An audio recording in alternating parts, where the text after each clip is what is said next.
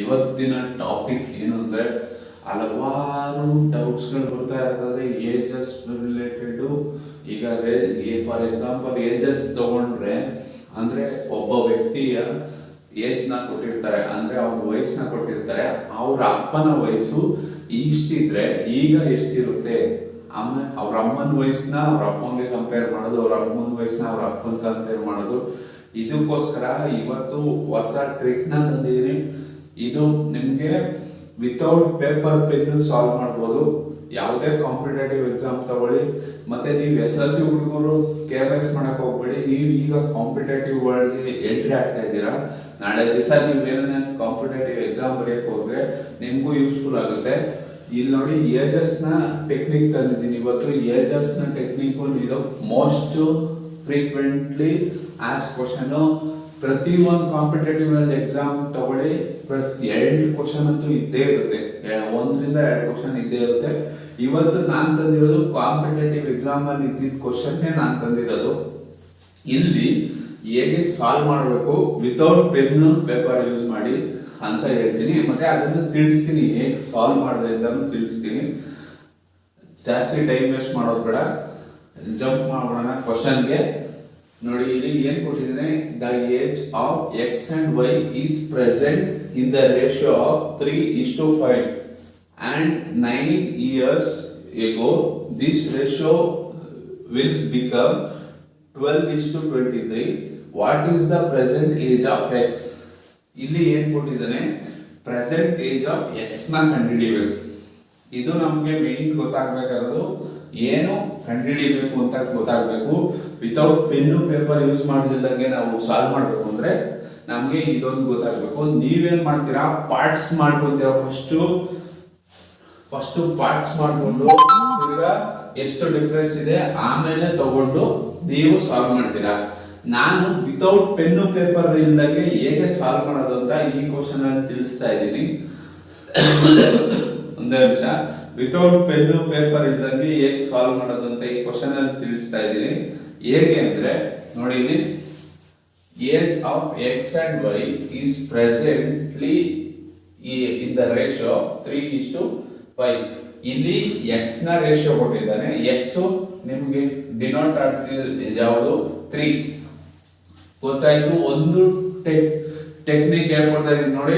First ratio ಕೊಟ್ಟಿರ್ತಾನೆ, ಅದರಲ್ಲಿ ಯಾರ ರೇಷಿಯೋ ಕಂಡುಹಿಡಿಯಬೇಕೋ ಅವ್ರ ರೇಷಿಯೋ ತಗೊಂಡು ನೀವು ಕ್ವಶನ್ ನ ಕೇರ್ಫುಲ್ ಆಗಿ ಓದ್ಬೇಕಾಗುತ್ತೆ ವಿತೌಟ್ ಪೆನ್ ಅಂಡ್ ಪೇಪರ್ ಅಲ್ಲಿ.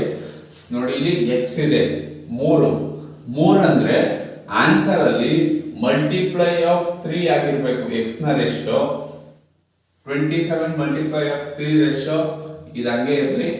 33 3 ಮಲ್ಟಿಪ್ಲೈ 44 ಇದಿಲ್ಲ, ಕ್ಯಾನ್ಸಲ್ ಮಾಡಿ. 55 ಇಲ್ಲ. 2 ಆಪ್ಷನ್ ನ ಆರಾಮ್ಸೆ ಕ್ಯಾನ್ಸಲ್ ಮಾಡ್ಕೋ, ತಲೆ ಕೆಡಿಸ್ಕೊಂಬಿಡಿ. ಇದನ್ನ ಕ್ಯಾನ್ಸಲ್ ಮಾಡೋದಕ್ಕೂ ಅವ್ರು ರೇಷಿಯೋ ಕೊಟ್ಟಿದ್ದಾರೆ. ಆಯ್ತು, ನೆಕ್ಸ್ಟ್ ನೋಡೋಣ. 9 years ago this ratio became 12:23.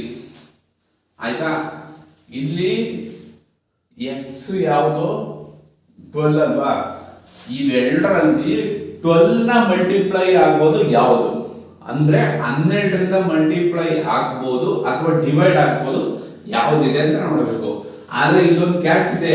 9 years ago ಅಂದ್ರೆ ಇದಕ್ಕೆ 9 ಮೈನಸ್ ಮಾಡಬೇಕು. ಇದಕ್ಕೆ 9 ಮೈನಸ್ ಮಾಡಿದ್ರೆ ಎಷ್ಟು, 18. ಇದಕ್ಕೆ 9 ಮೈನಸ್ 24. ನೋಡಿ 18 12 ಡಿವೈಡ್ ಆಗುತ್ತಾ, ಅಥವಾ 12 ಇಂಟು 2 ಮಾಡಿದ್ರು ಆಗಲ್ಲ. ಇದು ಕ್ಯಾನ್ಸಲ್ ಮಾಡಿ. ಆನ್ಸರ್ 33. ನೋಡಿ ಈಸಿಯಾಗಿ ಕಲ್ತ್ರ. ನೋಡಿ ಕ್ವಿಕ್ ಆಗಿ ಹೇಳ್ಬಿಡ್ತೀನಿ ನೋಡಿ. Age of X and Y presently ಅಂದ್ರೆ ಈ ಪ್ರೆಸೆಂಟ್ ಗೆ ರೇಷಿಯೋ ಎಷ್ಟು, 3:5. ಅದರಲ್ಲಿ ಎಕ್ಸ್ ನ ರೇಷಿಯೋ ಕಂಡುಹಿಡಿಯಬೇಕು. What is the present age of X ಅಲ್ವಾ, 3 ಇದೆ ಅಂದ್ರೆ ರೇಷಿಯೋದಲ್ಲಿ ಕೊಟ್ಟಿದ್ದಾನೆ, ಅದನ್ನ ಏಜ್ ಅಲ್ಲಿ ಕನ್ವರ್ಟ್ ಮಾಡಬೇಕು. 3 ಅಂದ್ರೆ ಇಲ್ಲಿ ಯಾವ್ದನ್ನ 3 ಮಲ್ಟಿಪ್ಲೈ ಇದೆ ಆಪ್ಷನ್ ಅಲ್ಲಿ ಚೆಕ್ಔಟ್ ಮಾಡಿ. 49 3ನ ಆಪ್ಷನ್ ಅಲ್ಲ, ಅದಕ್ಕೆ ಡಿಲೀಟ್ ಮಾಡಿದೀವಿ. 55 3ನ ಆಪ್ಷನ್ ಅಲ್ಲ, ಡಿಲೀಟ್ ಮಾಡಿದೀವಿ. ಇವೆರಡಿತ್ತು, 27 33 ಇತ್ತು. ಆಮೇಲೆ ಇನ್ನೂ ಒಂದು ಕ್ಲೂ ಕೊಟ್ಟಿದ್ದಾನೆ. 9 years ago this ratio will become 12:23. ಅಂದ್ರೆ ಒಂಬತ್ತು ಈಗ ಪ್ರೆಸೆಂಟ್ ಈ ವರ್ಷ ಏನು ಅವನು 10 ವರ್ಷ ಅಂತ ಇಟ್ಕೊಳ್ಳೋಣ, 9 years ago 1 ವರ್ಷ ಅಂತ ಅಂದ್ರೆ ಇದಕ್ಕೆ 9ನ್ನ ಮೈನಸ್ ಮಾಡ್ಬೇಕು. ಆಪ್ಷನ್ ಅಲ್ಲಿ 9ನ್ನ ಮೈನಸ್ ಮಾಡಿ ನಿಮ್ಗೆ 12ನ್ನ ಡಿವೈಡ್ ಆಗೋ ನಂಬರ್ ಬಂದ್ರೆ, 12ನ ಡಿವೈಡ್ ಆಗೋ ನಂಬರ್ ಬಂದ್ರೆ ಅದು ಆನ್ಸರ್.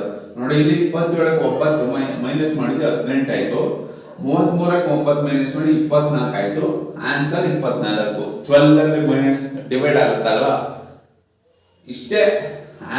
ನೀವು ಹೇಳ್ಬೋದು ಇದು ಕಾಂಪಿಟೇಟಿವ್ ಎಕ್ಸಾಮ್ ಅಲ್ಲಿ ಬಂದಿರೋ ಕ್ವಶನ್, ನಾನು ಫ್ರೇಮ್ ಮಾಡಿರೋದಲ್ಲ. ನೀವು ಸರ್ ನೀವು ಆ ತರ ಆಪ್ಷನ್ ನ ಪುಟ್ ಮಾಡಿದೀರಾ ಅಂತ ಹೇಳ್ಬೋದು, ನಾನು ಮಾಡಿರೋದ ಕಾಂಪಿಟೇಟಿವ್ ಎಕ್ಸಾಮ್ ಅಲ್ಲಿ ಬಂದಿರೋದು.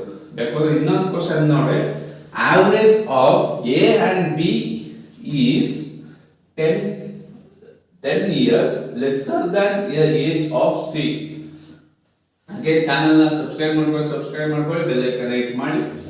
If the ratio age of A and B C is 3:4:5, then what is the sum of the age of A and C?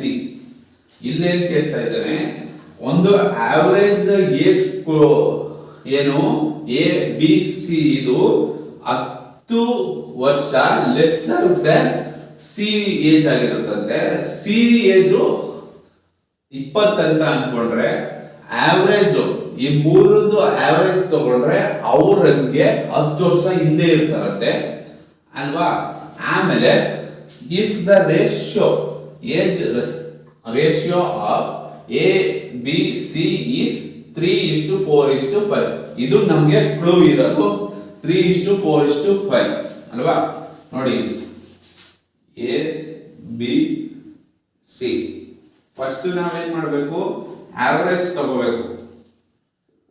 ನಿಮ್ಗೆ ಕಂಟಿನ್ಯೂಸ್ ನಂಬರ್ ಇದ್ದಾಗ ಮಿಡಲ್ ಟರ್ಮ್ ಆವರೇಜ್ ಅಂತ ಗೊತ್ತು, ಬೇಕಾದ್ರೆ ನೀವು ಮಾಡಿ ನೋಡಿ. ನೋಡಿ ಆವರೇಜ್ ತೆಗಿದ ನೋಡಿ, 3 + 4 7, 7 + 5 12, 12 ಡಿವೈಡೆಡ್ ಬೈ 3 4. ಕಂಟಿನ್ಯೂಸ್ ನಂಬರ್ ಇದ್ದಾಗ ಮಿಡಲ್ ಟರ್ಮ್ ನ ಆವರೇಜ್ ಆಗಿ ತಗೊಳ್ತೀವಿ. ಇಲ್ಲಿ ನೋಡಿ ಆವರೇಜ್ ಏನಂತ ಹೇಳಿದ್ದಾನೆ, ಈ 3 ಆವರೇಜ್ 4 ರೇಷಿಯೋ ಆಯ್ತಾ, 4 ಪಾರ್ಟ್ ಅಂತ ಹೇಳಿ ಕೊಡಿ. ಮತ್ತೆ ಅವನೇನ್ ಹೇಳಿರೋದು lesser than 10 year lesser than age of C, ಅಂದ್ರೆ ಸಿ ಗೆ ಕಂಪೇರ್ ಮಾಡಿದ್ರೆ ಲೆಸ್. ಎಷ್ಟು ಪಾರ್ಟ್ ಕಂಪೇರ್, 1 ಪಾರ್ಟ್ ಅಲ್ವಾ. 1 ಪಾರ್ಟ್ ನಿಮ್ಗೆ 10 ವರ್ಷ ಆದ್ರೆ 1 ಪಾರ್ಟ್ 10 ವರ್ಷ ಅಲ್ವಾ.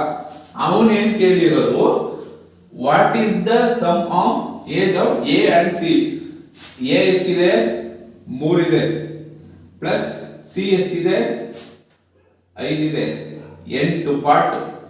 ಈಗ 8 ಪಾರ್ಟ್ ಬೇಕು. 1 ಪಾರ್ಟಿಗೆ 10 ವರ್ಷ ಆದ್ರೆ 8 ಪಾರ್ಟಿಗೆ 80. ಆನ್ಸರ್ ಬಂತಾ ಅಷ್ಟೇ. ಸಿಂಪಲ್ ಆಗಿ ನೀವು ಮಾಡಬಹುದು. ಈ ತರ ಯಾವುದೇ 95% ಯಾವುದೇ ಏಜ್ ನ ತಗೊಂಡ್ರೆ ನೀವು ಇದೇ ತರ ಪೇಪರ್ ಪೆನ್ ಯೂಸ್ ಮಾಡಿದಾಗ ಮಾಡಬಹುದು. ನಾನು ಯಾಕೆ ಪೆನ್ ಯೂಸ್ ಮಾಡ್ತಾ ಇದ್ದೀನಿ, ನಿಮ್ಗೆ ಕಲ್ಸಕ್ ಯೂಸ್ ಮಾಡ್ತೀವಿ, ಇಲ್ಲಾಂದ್ರೆ ನಾನು ಕೂಡ ಪೇಪರ್ ಪೆನ್ ಯೂಸ್ ಮಾಡೋದ. ಇಲ್ಲಿ ಇನ್ನೊಂದು ಇದೇ ತರ ಇಲ್ಲೇ ಸಾಲ್ವ್ ಮಾಡಬಹುದು. ನೋಡಿ ಇಲ್ಲಿ 3 4 5 ಇದೆಯಾ, ಆವರೇಜ್ 4 ಅಂತ ಗೊತ್ತಾಯ್ತು. 4 ಗೆ ಕಂಪೇರ್ ಮಾಡೋಕೆ ಸಿ ಗೆ ಕಂಪೇರ್ ಮಾಡಬೇಕು 1 ಪಾರ್ಟ್. ಆಮೇಲೆ ನೆಕ್ಸ್ಟ್ ಯಾವ್ದು ಆವರೇಜ್ ಕೇಳ್ತಾ ಇದ್ದಾರೆ, ಎ ಮತ್ತೆ ಸಿ ಕೇಳ್ತಾ ಇದ್ದಾರೆ 8 ಪಾರ್ಟ್. 1 ಪಾರ್ಟ್ಗೆ 10 ಅಂದ್ರೆ 8 ಪಾರ್ಟ್ಗೆ 80. ಆನ್ಸರ್ ಬಂತಾ ಅಷ್ಟೇ. ಈಸಿಯಾಗಿ ಕಲಿಬಹುದು. ಕಾಂಪಿಟೇಟಿವ್ ಎಕ್ಸಾಮ್ ಅಲ್ಲಿ ಏಜ್ ಪ್ರಾಬ್ಲಮ್ ಅಂತೂ ಫಿಕ್ಸ್ ಆಗಿರುತ್ತೆ. ಬ್ಯಾಂಕಿಂಗ್ ಅಲ್ಲಿ ತಗೊಳ್ಳಿ, ಯಾವುದೇ ಕಾಂಪಿಟೇಟಿವ್ ಎಕ್ಸಾಮ್ ತಗೊಳ್ಳಿ, ಎಂಟ್ರೆನ್ಸ್ ಎಕ್ಸಾಮ್ ತಗೊಳ್ಳಿ, KECT ತಗೊಳ್ಳಿ, ಯಾವುದೇ ಎಕ್ಸಾಮ್ ತಗೊಳ್ಳಿ, ನೇಮ್ ಮಾಡಿ ಆ ಎಕ್ಸಾಮ್ ಅಲ್ಲಿ IAS IPS ಯಾವುದೇ ಎಕ್ಸಾಮ್ ತಗೊಳ್ಳಿ ಈ ಏಜ್ ಇದೇ ಇರುತ್ತೆ. ಮತ್ತೆ ಡಿಸ್ಕ್ರಿಪ್ಷನ್ ಅಲ್ಲಿ ಲಿಂಕ್ ಹಾಕಿರ್ತೀನಿ. ನಿಮ್ಗೆ ಕಾಂಪಿಟೇಟಿವ್ ಎಕ್ಸಾಮ್ ಬುಕ್ಗಳು ಬೇಕು ಅಂದ್ರೆ ಅಲ್ಲಿ ಪರ್ಚೇಸ್ ಮಾಡಬಹುದು. ಮತ್ತೆ ಟೆಲಿಗ್ರಾಮ್ ಗ್ರೂಪ್ ನ ಜಾಯ್ನ್ ಆಗಿ ಅಲ್ಲೂ ಫಾಸ್ಟೆಸ್ಟ್ ಟ್ರಿಕ್ಸ್ ಗಳನ್ನ ಕಲಿಸ್ಕೊಡ್ತೀನಿ, ಪೋಸ್ಟ್ ಮಾಡ್ತಾ ಇರ್ತೀನಿ. ಅದಕ್ಕೆ ಸಹಾಯ ಮಾಡಿ. ಮತ್ತೆ ಕಮೆಂಟ್ ಸೆಕ್ಷನ್ ಅಲ್ಲಿ ತಿಳಿಸಿ ಯಾವ ವಿಡಿಯೋ ಬೇಕು ನಿಮಗೆ ಕಾಂಪಿಟೇಟಿವ್ ಎಕ್ಸಾಮ್ಗೆ. ಮತ್ತೆ SLC ವಿದ್ಯಾರ್ಥಿಗಳಿಗೂ ಇದು ಬಹಳ ಯೂಸ್ಫುಲ್. ನೆಕ್ಸ್ಟ್ ನೀವು ಕಾಂಪಿಟೇಟಿವ್ ವರ್ಲ್ಡ್ ಗೆ ಜಂಪ್ ಆಗ್ತಾ ಇದ್ದೀರಾ, ಅದಕ್ಕೋಸ್ಕರ ವಿಡಿಯೋ ನೋಡಿದ್ದಕ್ಕಾಗಿ ಧನ್ಯವಾದಗಳು. ತಪ್ಪದೇ ಈ ಚಾನಲ್ ನ ಸಬ್ಸ್ಕ್ರೈಬ್ ಮಾಡ್ಕೊಳ್ಳಿ, ಬೆಲ್ ಐಕಾನ್ ಕ್ಲಿಕ್ ಮಾಡಿ, ನಿಮ್ಮ ಸ್ನೇಹಿತರ ಜೊತೆಗೆ ಶೇರ್ ಮಾಡಿ.